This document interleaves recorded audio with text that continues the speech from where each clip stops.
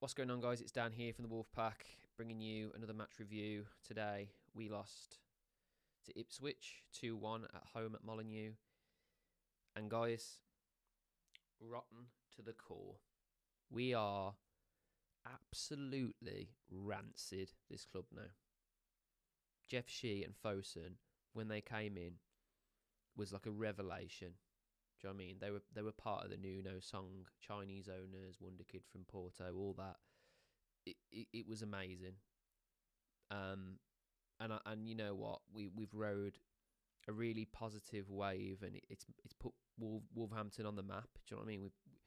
We've seen some fantastic players in Old Gold, but over the last few years, really, we've just seen a deterioration from the head up, from the hierarchy. The decisions that they've been making, the manner of the decisions, the lack of communication, and when they do communicate, it's very cryptic and just nonsensical. Like it feels like he's just putting on ChatGPT, make me a bloody, apology speech or whatever. Or I really struggle to see. I really struggle to see how Gary O'Neill is still in that dugout after the last game. I thought he was gone, and he still manages to be able to manage this game, a really important fixture at Molineux against a team that's struggling down there. Would have been a perfect opportunity for a new manager to have a good manager bounce, but you've kept in the things that aren't working. You've kept in everything that's making this team dysfunctional. You've kept in all of the bad blood.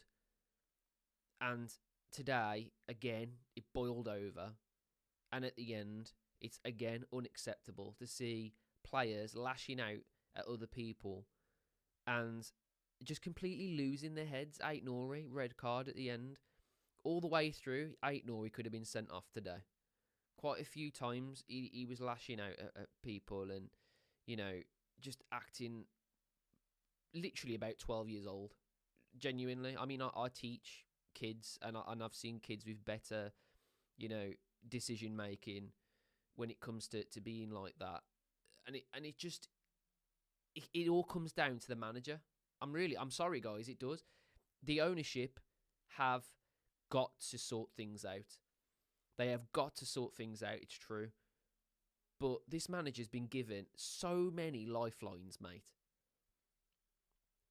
Do you know what I mean? Like, if you're on Who Wants to Be a Millionaire now, you'd have all your lifelines done and you'd be on, barely any money, scraping by. He's been given lifelines over and over and over and over and over and over and over again, and it's just getting to a point now where it's beyond ridiculous. And something has got to change. And the worrying thing is, guys, is that I don't see this ownership model. I don't see how that's ever going to change. I really don't. You get a new manager in, it's going to be the exact same. We're not going to buy players that we need. We're going to sell players that we do. We're going to replace absolute Premier League talent with potential. There's none of the signings we've made for a very long time, other than Matheus Cunha, and even that was a panic buy to keep a manager in charge. That was a Lopetegui panic buy. Every other signing has been woeful at best. And if not, they haven't been used enough. Doyle today looked fantastic when he came on. Looked brilliant, but doesn't get used enough. So he's got no time to find his feet and actually become a good footballer for Wolves because Gary doesn't play him enough. Guedes again today came on, got an assist straight away. Looks great. And it's just like, all right then. So we've got the talent, even on the bench. We've got the potential to score goals.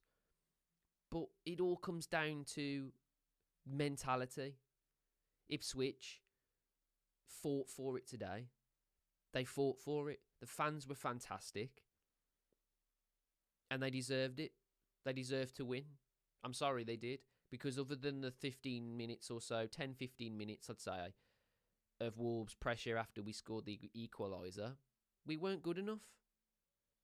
That first half performance, I'm not even going to... I'm a stats guy. And normally I bring the stats up behind me. And you're thinking, hang on a minute, Dan. You've just waffled for God knows how long and not brought anything behind you. What do you want me to put behind me, guys? The fact that in the first half, we were absolutely dreadful and barely had an attempt on target. The fact that we gave the ball away left, right and centre. The fact that every single time we looked to go forward and there was players running in front of us, we just went back again.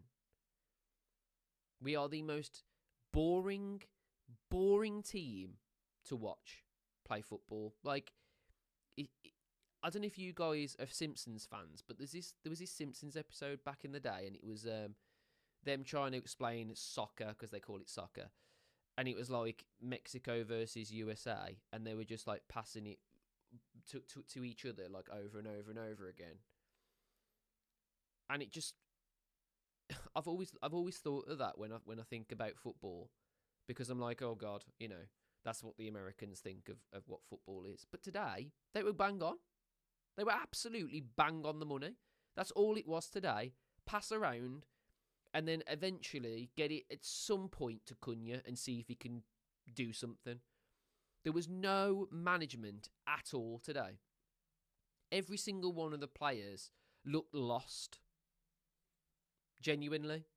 They looked absolutely void of any idea as to what was going on. They were absolutely just useless, guys. Useless. Second half, we looked better. Let's talk about the goal. Their first goal, right, is everything you need to say about this season. Semedo was playing in the back four today, in a back five even, to start with. No man's land. All of our defenders in absolute no man's land. Semedo's job is to deal with the ball over the top. He can't do it. Delap's too strong for him. He gets around the right side of him, and then the ball goes in. It's just absolute chaos. Who's gonna score and who's gonna defend? Doherty does really well, clears it off the line and everything, but then inevitably the ball comes back into a dangerous area. There's no one around, and then they put it into a relatively open net pretty much, but it ricochets comically off a bunch of Wolves players like we're playing bloody pinball, and it ends up in the net. And Molineux was the most toxic I've ever seen it today. It was a pure toxic environment, and normally I'm one of these people that tries to hold it together for the most part when I'm supporting a team that's struggling. But they were completely in the right. They were saying, Jeff Shee's a wanker. They were saying, Fosun out, we want Fosun out, and all this, and it's true, because I'm sorry, this has got to stop. After they scored that goal, by the way, we then go in and at half-time 1-0 down, and it could have been more, to be honest, and we didn't look like we were creating anything. Bellegarde really poor. Like, there was some poor performances today. We'll go over player scores at the end, but I've got to say, like, some players in particular got a chance today, like Bellegarde, and was absolutely woeful. Really, really poor. And we go in after the second half, and just before that, they were doing all the celebrations, weren't they, for the 17th anniversary of the European Under Lights game against in Budapest and that, and that was really, it was good, get a nice little applause for that, and Molineux seemed in full voice really when they came back on the pitch, because there was something to celebrate, some history to celebrate. And to the credit of Wolves, Gary makes a good change bringing Doyle on, and we didn't look too bad.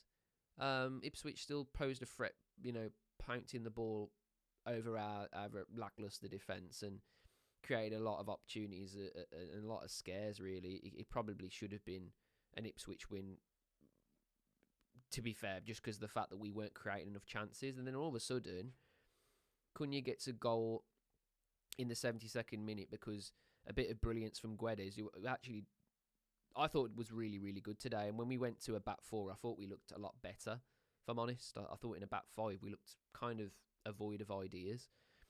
But then Cunha gets the goal, and you're thinking, right, it can only go one way now, surely. Like, we look really, really, really positive, and Molyneux was all up for it, man. Like, everyone was really up for it, considering all the toxicity in the first half and whatever. You just thought, okay, fair enough now, come on.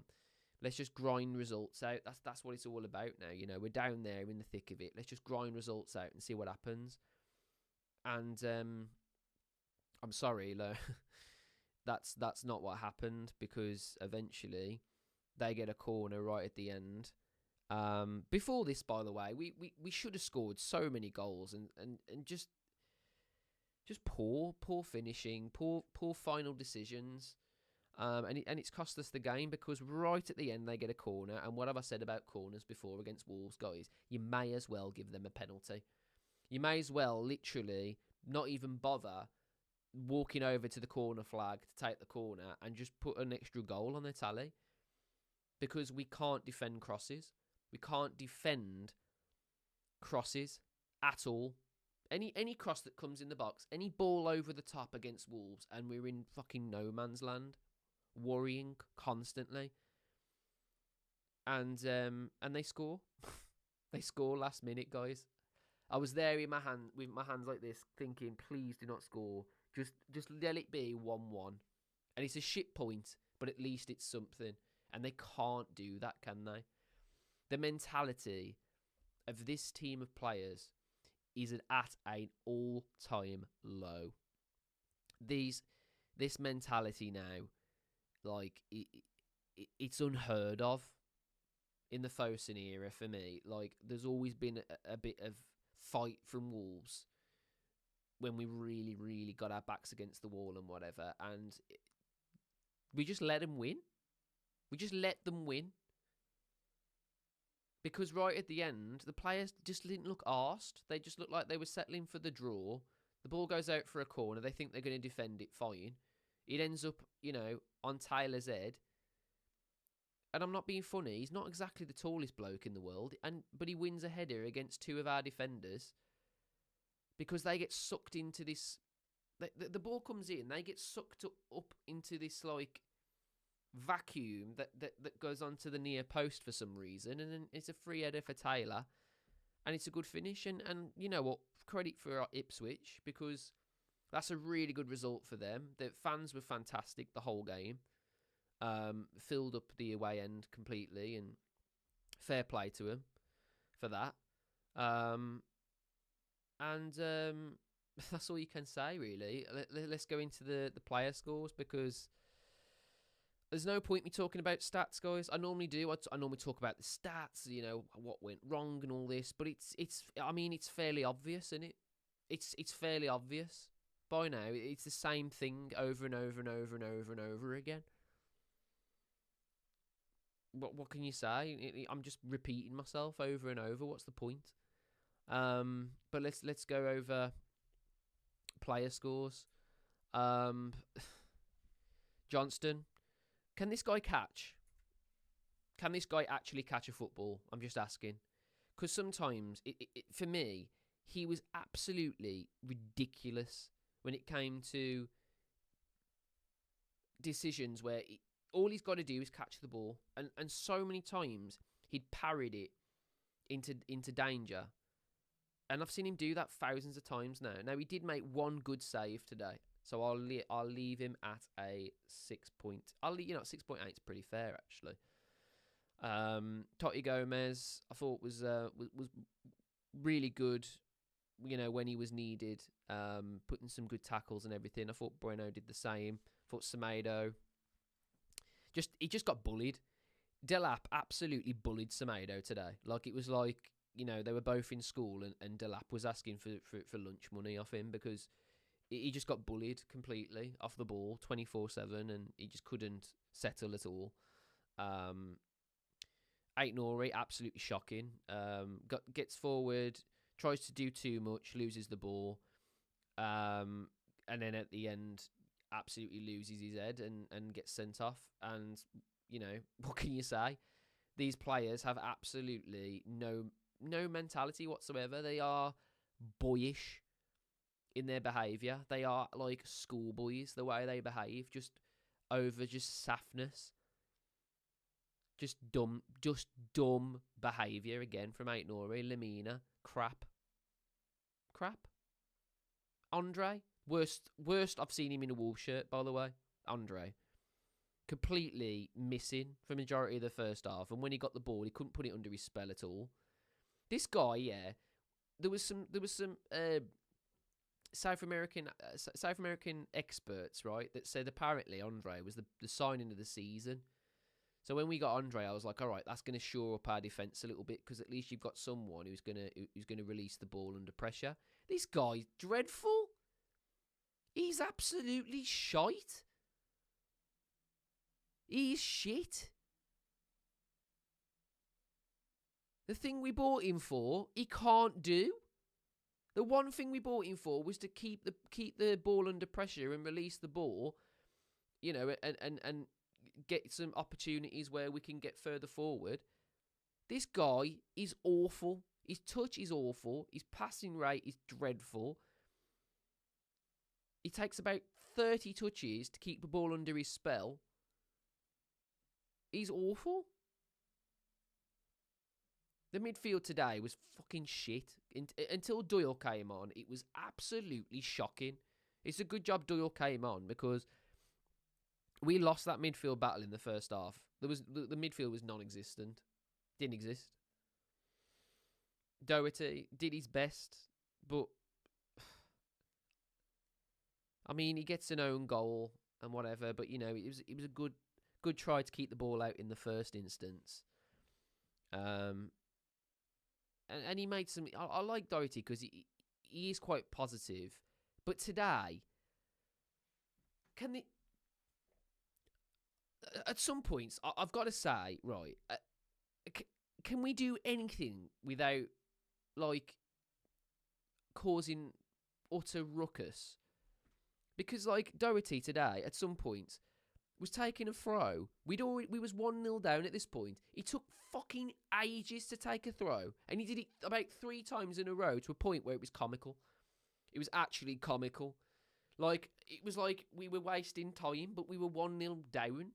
So the ref couldn't even yellow card him for wasting time, because he's like, well, why the fuck would he waste time? Doesn't make any sense. So the Ipswich fans were loving life, thinking, cool, sound. Do you know what I mean? Keep wasting time. Cunha, fantastic. Without this guy, where is he? Without this guy, I'm telling ya, we'd be down by now. We'd be worse than Southampton. He's single-handedly kept us at least in any sort of hope. Is all thanks to Matheus Cunha, because he scored again today. Got all the way around the pitch, showed passion, showed he's got a lot of intelligence. This guy. I just think some players just aren't on his wavelength. Some players just aren't on Cunha's wavelength at all. And one of those players was Strand Larsen, who was, I think, it's probably his worst performance in a Wolves shirt, to be fair. I think he had one shot on target the whole game, and every other thing was just... He just got bullied by two defenders, 2 big boys at the back, and we were shit. Basically, we were utter shit in that department, in terms of someone as an out and out 9. It was just useless. The ball was coming up to him all the time, and he couldn't get it under his spell, and just hopeless, really. Bellegarde, how he gets a 7.2? How does Bellegarde get a 7.2? He was fucking terrible. Him and Andre today were in 2s and 3s, I'd say, his performance, because one, he misses a sitter, Bellegarde does. And then 2, the amount of times him and Lamina would pick up the ball and float a ball into an area where no Wolves players were. Like, he'd look up and see absolutely 0 gold shirts and then put the ball in that exact place. Like, what the fuck are you doing? Dreadful. So, yeah, guys, I mean, what more can you say? Fosun out. Simple as that. They have done nothing but jeopardise our Premier League future. We needed a centre-back. We're playing Semedo there. You know, it's just ridiculous. Do you know what I mean? We're a few players away from having a decent defence to then being able to stay in games and get points in positions, in either drawing positions or winning positions. But when your leadership is fucking in the toilet and you're getting scraps every single game, when your manager is absolutely inept and is getting outmanaged by championship level management. Let's be honest. No offense to Ipswich, but you've just come up, and that's how I see your management, which is absolutely fair enough. You haven't had time to stay in the Premier League long enough to have that accolade. But I'll be honest, neither is fucking Gary O'Neill, really. You know what I mean? Like, if you think about what Gary O'Neill's actually done, it's not enough to be a Premier League manager, is it? Dreadful. And then the other thing, and then this is the main one, is the ownership. It's laughable. The things that he's come out with recently, about atoms coming together and all this bollocks. Just, mate, just fucking say it as it is.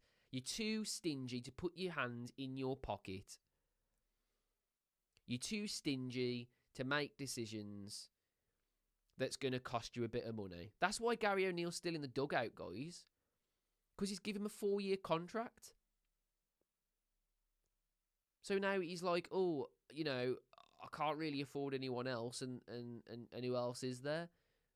Mate, there's plenty of managers, but you need to stop being such a penny-pinching, stingy bastard. And therefore, we'd actually attract managers that would actually save the situation. Now it's too far gone. We're too far gone now. Fosun would just leave and not even give 2 shits. And then it just leaves us. And, of course, we're still going to be there. I was saying this to a fan earlier who I saw before the game. Like an old friend of mine, James. And his brother in that. So if you're watching, shout out to you lot. I said to him, I was like, it don't matter. It don't matter the result today anyway. Because he's going to stay in. It don't matter. It don't matter. Like, I said we'd lose this game. I wasn't confident about this game. Everyone was confident. What are you confident for? What you got? What you got to be confident about? This team lost to Everton 4-0. Do you know what I mean? Like, what do you got to be confident about? So, Gary O'Neill out, Fosun out. And majority of these players as well, they don't want to be here. Get rid of them. And you know what? If relegation is what it takes, fucking relegate us, because I'm done now. Thanks for watching, guys. Do us a big favour. If you like that video, like the video, subscribe to the channel if you're new, and hit that notification bell so you don't miss future videos from us. And until then, lads, I'll see you in a bit. Bye-bye.